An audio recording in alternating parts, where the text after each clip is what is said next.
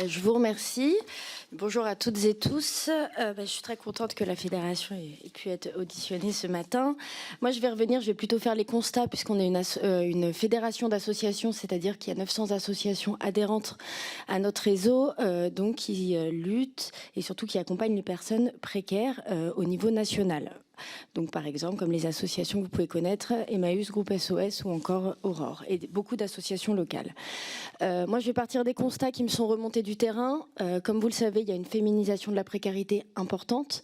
De nombreux rapports sont parus. Ce qui nous inquiète aujourd'hui, ce n'est pas que la féminisation de la précarité, c'est la précarité des familles et plus particulièrement des familles monoparentales qui sont de plus en plus nombreuses à demander à être hébergées au sein de structures d'hébergement d'urgence qui sont à la fois non adaptées à l'accueil de ces familles et de ces enfants, mais surtout qui ont des besoins spécifiques, multiples, liés au cumul des précarités et des violences qu'elles subissent.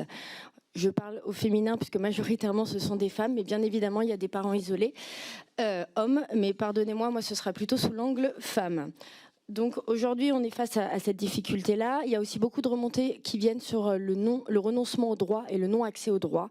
Je tiens à le souligner, puisque en raison de la dématérialisation de nombreux services publics, ça freine pour de nombreuses personnes leur accès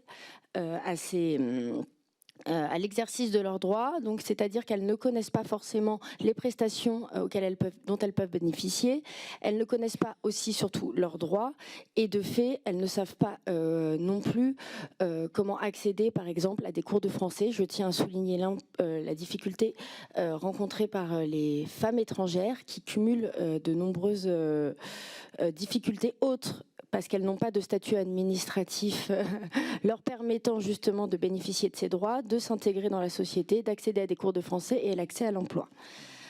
Aujourd'hui, on a aussi une autre difficulté qui est à souligner, et je pense qu'il faudra y travailler, c'est sur la remontée des données au niveau des SIAO 115, puisqu'il n'y a pas de données, il y a des données famille, mais il n'y a pas des données mères ou parents isolés, ce qui ne permet pas à la fois de comprendre le phénomène, mais surtout ça invisibilise toujours un peu plus la précarité de ces familles. Nous constatons également qu'il y a une précarité subie qui est sous-estimée. C'est-à-dire il faut réfléchir aussi à combien coûte un enfant, à combien coûtent des enfants pour une femme qui, lors d'une séparation, déjà a un emploi précaire pour celles qui ont des emplois, mais surtout se retrouve en difficulté pour assurer les besoins vitaux de ses enfants et dont l'accès au logement. On a de plus en plus, donc, comme je disais, de mères isolées. La Fédération nationale des ICDFF a noté que sur les personnes qu'elle accueillait, c'était 63% des publics aujourd'hui qui étaient accueillis et reçus, ce qui est très inquiétant.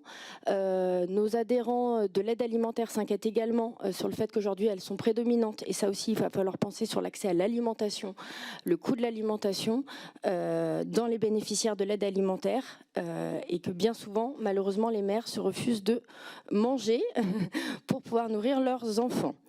On a également beaucoup de freins, et c'est sur ça que je vais principalement revenir, donc sur l'accès aux modes de garde qui sont aujourd'hui pas du tout adaptés aux familles précaires, parce que malheureusement elles ne sont pas considérées comme prioritaires dans l'accès à ces modes de garde. Alors je ne pense pas qu'au mode de garde, on va dire sur le mode de garde collectif, je pense aussi également aux assistantes maternelles qui pourraient être, on va dire, le moyen de mode de garde qui pourrait être privilégié, surtout quand les femmes rencontrent des problématiques liées à leur parentalité.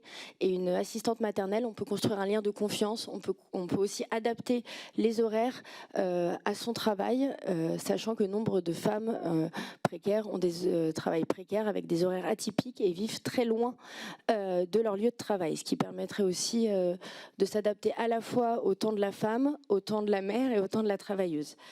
On est aussi confronté sur le fait que, je vais revenir quand même un peu là-dessus, sur le plan égalité femmes-hommes qui aujourd'hui ne conçoit l'accès à l'emploi des femmes que sous l'angle malheureusement de l'entrepreneuriat féminin.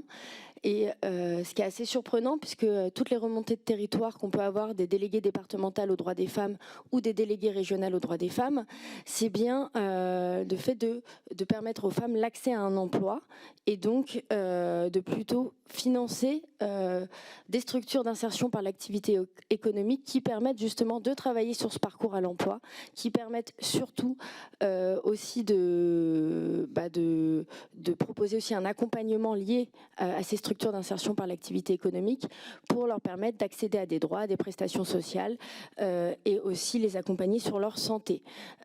Comment on peut penser l'emploi des femmes, surtout qu'elles sont les plus éloignées de l'emploi, je pense par exemple dans les territoires ruraux, si on ne travaille pas à l'accès à l'emploi via l'insertion par l'activité économique. C'est un des grands manquements de ce plan égalité, malgré les nombreuses remontées de terrain. Je pense également à France Travail, qui n'a pas, selon nous, assez mesuré la nécessité d'investir. Ah, non, dépassé. Je suis désolée. J'ai dépassé. Je vous laisse conclure. Voilà. Donc nous, ce qu'on souhaite et ce qu'on préconise surtout, c'est donc des mesures dédiées à l'insertion professionnelle des femmes dans notre secteur. Merci beaucoup. Alors, je sais que l'exercice est très frustrant. Et je suis obligée de faire appliquer les règles de la conférence des présidents. Mais il y aura des questions après, donc je pense que vous aurez l'occasion de pouvoir compléter votre propos liminaire. Je vais passer maintenant la parole à monsieur Thierry Malbert, professeur des universités.